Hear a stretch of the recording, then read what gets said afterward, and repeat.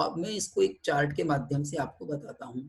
अनुमान आदि प्रमाण की सिद्धि में ये तर्क दिए हेमचंद्र ने। एक तो प्रमाण एवं अप्रमाण में भेद मात्र प्रत्यक्ष से संभव नहीं है। प्रमाण और अप्रमाण में भेद केवल प्रत्यक्ष के माध्यम से हम नहीं कर सकते। एक केवली तो कर सकता है, केवली का प्रत्यक्ष ज्ञान तो प्रमाण है, केवली का प्रत्यक्ष ज्ञान तो प्रमाण है। लेकिन ऐसा प्रत्यक्ष चार्वाक नहीं मानता है। चार्वाक तो इंद्रिय प्रत्यक्ष को ही प्रत्यक्ष मानता है। उसके यहाँ अवधि ज्ञान, मन पर्याय ज्ञान और केवल ज्ञान जैसा प्रत्यक्ष नहीं है। अगर वैसा प्रत्यक्ष हो तब तो कह सकते हैं कि एकमात्र प्रत्यक्ष ही प्रमाण है, ऐसा वो कह सकता है। यद्यपि व्यवहार तो उससे नहीं चलता, हम न अवधि ज्ञानी है, न मन पर्याय ज्ञानी है, न केवल ज्ञानी है, इसलिए हमारे लिए तो व्यवहार ये नहीं है।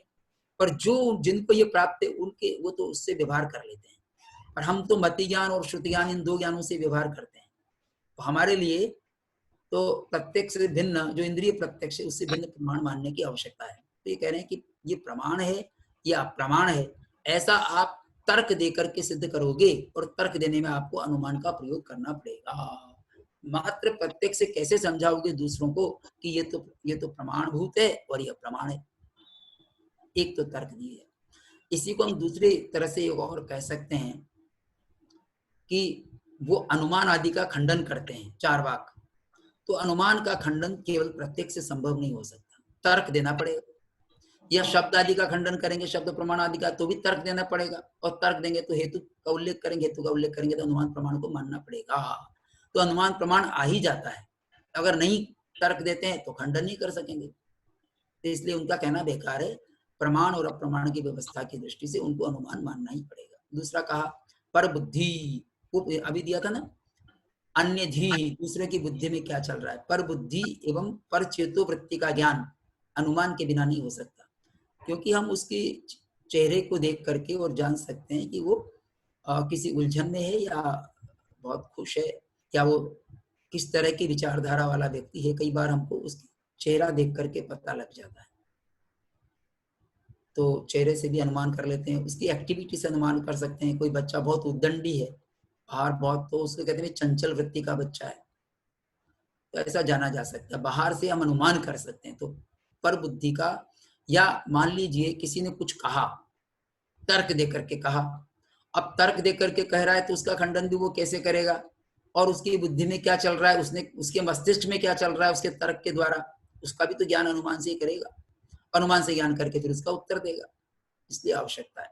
परलोक आदि का निषेध भी प्रत्यक्ष, मात्र प्रत्यक्ष प्रमाण से संभव नहीं है, क्योंकि प्रत्यक्ष तो बहुत सीमित क्षेत्र तक विषय ग्रहण करता है।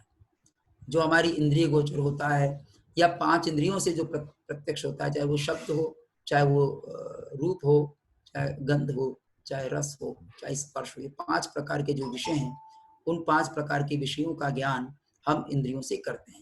और उनके अतिरिक्त जो उस इंद्रियों के क्षेत्र में आता है उसी का ज्ञान करते हैं। उससे दूर का ज्ञान या बहुत सूक्ष्म वस्तु का भी ज्ञान हम नहीं करते, जिसमें रूपादि तो है पर बहुत सूक्ष्म है, सूक्ष्म पुद्गल है, उसका ज्ञान हम नहीं कर सकते। केवल ज्ञानी कर सकता है, या अवधि ज्ञानी कर सकता है, बहुत गहरा जानने वाला नहीं, तो बहुत तो ज्ञान केवल ज्ञान के द्वारा ही होता है। तो हम परलोक आदि का निषेध जो है वो प्रत्यक्ष से नहीं कर सकते, क्योंकि परलोक आदि तक हमारी बुद्धि वो प्रत्यक्ष जाता ही नहीं है। हम तो इंद्रियों से यहाँ से दूर जोधपुर है वो भी ज्ञान नहीं कर सकते। वो ज्ञान क्योंकि हम जाते हैं, गए हैं, उस स्मृति के आधार पर कह सकते हैं कि वहाँ जोधपुर है, जयपुर में बैठे रहने वाला कह सकता है। या आप जिस जिस शहर में, वो कह सकते हैं कि भाई हाँ ये नक्शे में दिखा रखे हैं, हम जाकर भी आए। या कई लोग कहते हैं, या हम न्यूज में सुनते हैं, तो ऐसा शहर है या ऐसा देश है दुनिया में जिसके बारे में कभी हमने देखा नहीं, लेकिन उसकी जानकारी हम पुस्तकों के माध्यम से, एटलस के माध्यम से, या टीवी के माध्यम से कर लेते हैं, तो हमको विश्वास हो जाता है।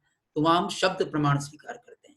तो निषेध नहीं कर सकते। मेरी इंद्रियां तो नहीं देखती, पर मेरी इंद्रियों के नहीं देखने से मैं ये थोड़ी कह सकता हूँ कि कनाडा नाम का देश नहीं है या आयरलैंड नाम का देश नहीं है, ऐसा मैं नहीं कह सकता।